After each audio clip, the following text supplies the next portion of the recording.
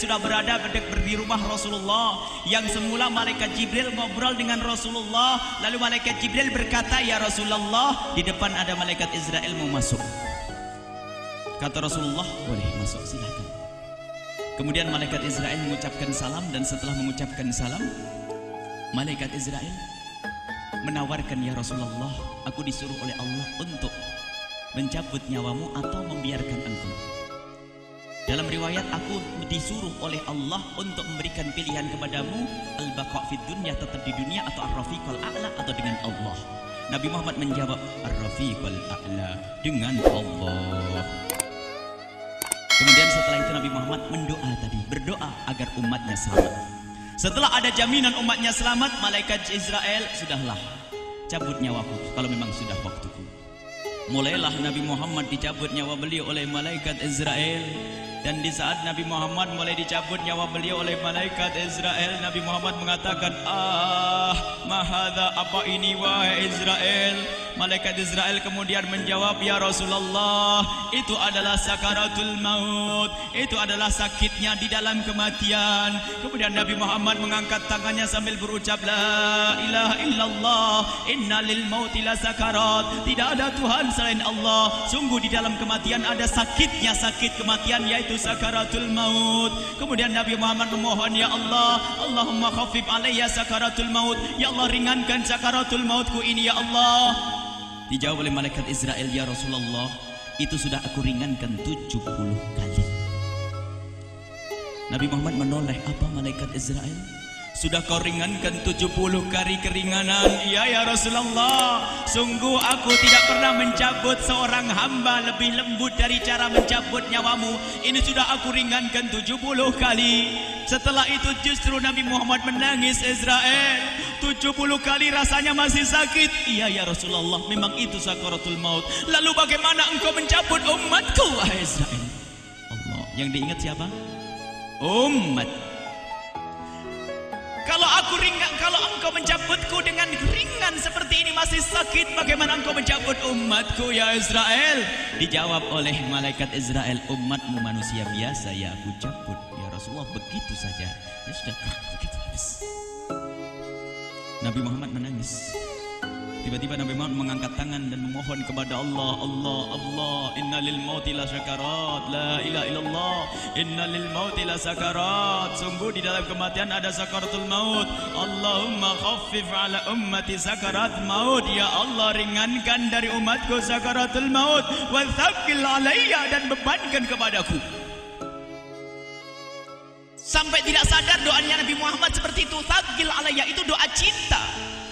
Seorang ibu yang pernah punya anak, tuh lihat kalau doa Rasulullah ini masih dilakukan. Bagaimana Rasulullah bisa doa begitu? Itu bahasa cinta yang tidak bisa diterjemahkan dengan oleh akal. Seorang ibu kadang-kadang, ibu yang di belakang nih, ibu mau dikasih sakit oleh Allah? Mau, Bu? Ibu jauh sekali. Ibu mau dikasih sakit? Jawabnya tidak mau. Tapi suatu ketika seorang ibu melihat anaknya sakit, ngomong, "Sudahlah nak, jangan kamu yang sakit, biar ibu yang sakit." Ada atau tidak? Kenapa ngomong begitu? Itu bahasa cinta itu. Tidak rela kalau anak ini sakit, biar aku saja yang sakit. Itu yang dirasakan Rasulullah. Sakaratul maut begitu sakitnya, membayangkan betapa sakitnya umat Nabi Muhammad di saat dicabut nyawa beliau. Maka Rasulullah mengatakan, "Ya Allah, ringankan sakaratul maut dari umatku, bebankan kepadaku saja ya Allah. Wala sawfa yu'tika fatarda." Permintaan Nabi Muhammad tidak ditolak oleh Allah, dikabul dan dikabul, wahai Muhammad. Sallu ala Nabi Muhammad. Dan benar, sakaratul maut kita ditahan oleh Rasulullah, ditanggung oleh Rasulullah, sehingga digambarkan oleh Imam Bukhari di saat Nabi Muhammad dicabut nyawa beliau. Siti Aisyah yang ada di situ, Rasulullah berada di pangkuan Siti Aisyah, yang saat itu Siti Aisyah melihat keringat dingin keluar dari kening Rasulullah. Siti Aisyah tidak pernah melihat keringat keluar seperti itu. Bahkan di saat dipegang kepala Rasulullah, panasnya melebihi dari panasnya orang biasa. Setiap kali ada kain dicelupkan di air, ditempelkan di kening Rasulullah langsung mengering. Saat itu Nabi Muhammad mengucapkan kalimat la ilaha illallah innal lil mauti lasakarat. Kemudian Nabi Muhammad berpesan dengan banyak pesan, dan di antara pesan Rasulullah adalah akri minni ala ummati salam, akri minni salam ala ummati wa ala man ittaba'ani wa ala man tabi'ani min ila yaumil qiyamati. Aku titip salam kepada umatku dan orang yang mengikutiku sampai hari kiamat. Sadari salam Rasulullah. Sebelum meninggal masih ingat titip salam. Salam kepada siapa? Bukan salam kepada siapa-siapa, tapi salam kepada kita. Maka mari kita mengucapkan salam kepada Rasulullah, karena Rasulullah sudah salam duluan kepada kita. Mari kita sejenak bersalam kepada Rasulullah dan hadirkan Rasulullah ada di mata kita dan di hati kita. Mari kita bersama-sama mengucapkan salam. Assalamualaikum ya Rasulullah. Assalamualaikum ya Rasulullah. Assalamualaikum ya Habiballah. Assalamualaikum ya Nabi Allah. Rasulullah mengucapkan salam untuk kita. Dan di saat itu Rasulullah keringat dingin keluar, maka oleh Siti Aisyah diusap. Oleh Siti Aisyah diusap, bayangkan saat itu Nabi Muhammad di pangkuan Siti Aisyah dan diusap oleh Siti Aisyah. Siti Aisyah berkata, keringat Rasulullah mengucur deras hingga aku usap, dan aku usap dengan tangannya Rasulullah. Diusap dengan tangannya Rasulullah. Siti Aisyah memegang tangan Rasulullah sendiri yang digunakan untuk mengusap keringat Rasulullah. Sahabat bertanya, Aisyah, kenapa harus dengan tangan Rasulullah tidak dengan tanganmu? Lihat jawab Siti Aisyah, karena tangan Rasulullah lebih lembut dari tanganku. Sallu ala Nabi Muhammad. Masih sempat nyanjung itu sahabat Nabi. Dalam keadaan begitu masih menyadari kelembutan tangan Rasulullah, jasad Rasulullah, kemuliaan Rasulullah sallallahu alaihi wasallam. Dan aku lebih menginginkan bahwasanya yang menyentuh jidat Nabi Muhammad adalah tangan yang paling mulia di dunia dan di akhirat. Siti Aisyah enggak berani menyentuhkan. Pengennya yang disentuhkan di kening Rasulullah adalah tangannya Rasulullah sallallahu alaihi wasallam. Kemudian setelah itu Nabi Muhammad merasakan sakit yang sangat untuk kita. Kemudian Nabi Muhammad mengangkat tangan tinggi-tinggi mengucapkan la ilaha illallah innalil mauti lasakarat. Tiba-tiba tangan itu semakin turun dan ditangkap oleh Siti Aisyah. Dan di saat tangan itu jatuh di tangan Siti Aisyah, kemudian tiba-tiba paha Siti Aisyah merasakan berat kepala suci Rasulullah. Dan saat itu Siti Aisyah sadar bahwasanya Rasulullah sudah kembali kepada Allah Subhanahu wa taala. Sallu ala Nabi Muhammad. Siti Aisyah bingung di saat melihat seperti itu. Ditaruh pelan-pelan wajah Rasulullah sambil menangis lalu berkata, Rasulullah sudah meninggal. Para sahabat Nabi pada bingung. Sayyidina Ali tiba-tiba terduduk, nggak bisa berdiri. Sayyidina Utsman nggak bisa ngomong. Ada orang Sayyidina Zaid berkata, aku baru melihat Rasulullah. Setelah ini aku tidak mau melihat lagi selain Rasulullah. Ya Allah, butakan mataku. Aku tidak ingin aku kotori mataku dengan selain Rasulullah. Dan dibutakan oleh Allah. Bermacam-macam kejadian saat itu. Madinah heboh luar biasa dengan meninggalnya Rasulullah sallallahu alaihi wasallam. Dan sungguh meninggalnya Nabi Muhammad adalah menghidupkan hati yang mati kalau orang faham.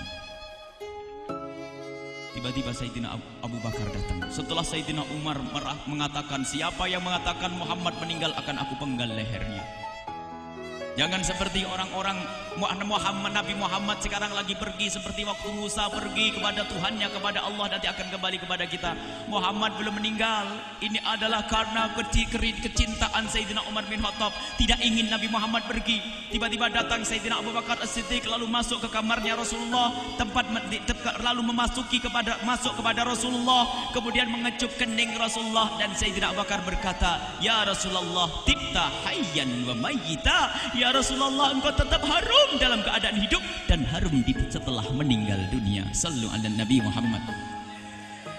Hingga sampai setelah hari besoknya meninggal Rasulullah, Senin sore, Selasa malam, Rabu dikubur Rasulullah sallallahu alaihi wasallam. Setelah dikubur, Sayyidat Fatimah bertanya kepada Sayyidina Abdullah ibn Abbas, Sayyidina Anas, wahai Anas, hai Anas, sambil menangis Sayyidat Fatimah Zahra, hai Anas, bagaimana engkau tega? Atabat anfusukum antahtu ra'sa Rasulillah. Apakah engkau rela menaburkan debu di atas kepala Rasulullah? Sayyidina Anas menangis kaget, ya wahai binta Rasulullah, kalau kami tidak dilupakan oleh Allah, niscaya tidak ada yang bisa mengubur Rasulullah. Jadi saat itu dilupakan oleh Allah, sehingga mereka tidak menyadari melakukan itu semua. Kalau mereka sadar, tidak akan bisa mengubur Rasulullah sallallahu alaihi wasallam. Ini yang diungkapkan oleh Sayyidina Anas. Kalau seandainya kami tidak dilupakan oleh Allah, niscaya kami tidak akan mampu mengubur Rasulullah sallallahu alaihi wasallam. Kami yang hadir di sini, ya Allah, ingin senantiasa hadir di hati kami kekasih-Mu Nabi Muhammad. Maka kami mohon, ya Allah, jadikan kekasih-Mu Nabi Muhammad yang akan, ya Allah, yang akan mendampingi kami kelak saat Kau cabut nyawa kami, seperti yang dikabarkan oleh Engkau, seperti yang Kau kabarkan, yang Kau wahyukan kepada kekasih-Mu Nabi Muhammad. Wa absyiru bil jannati, semua hamba yang beriman akan menyaksikan surga, ya di saat dicabut nyawa mereka, dan surga, di tempat surga itu yang paling mulia adalah Nabi Muhammad. Maka kami mohon, ya Allah, saat Kau cabut nyawa kami, ya Allah, hadirkan Nabi Muhammad di hati kami, ya Allah. Dan kami mohon, ya Allah, saat di alam barzah nanti, ya Allah, saat yang sangat mengerikan itu, ya Allah, kami mohon hadirkan kekasih-Mu Nabi Muhammad, sehingga kami tidak takut dan gentar lagi dengan malaikat mungkar nakir.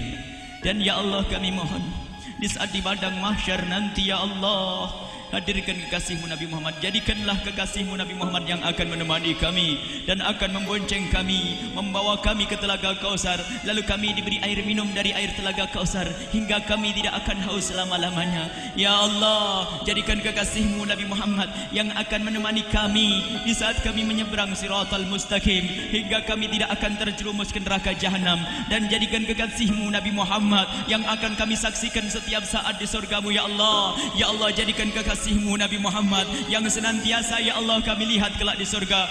Dan jadikan ucapan kami di akhir hayat kami kelak adalah, ya Allah, kalimat yang kami ucapkan di akhir hayat kami kelak, ya Allah, adalah kalimat agung dan mulia, La ilaha illallah Muhammadur Rasulullah.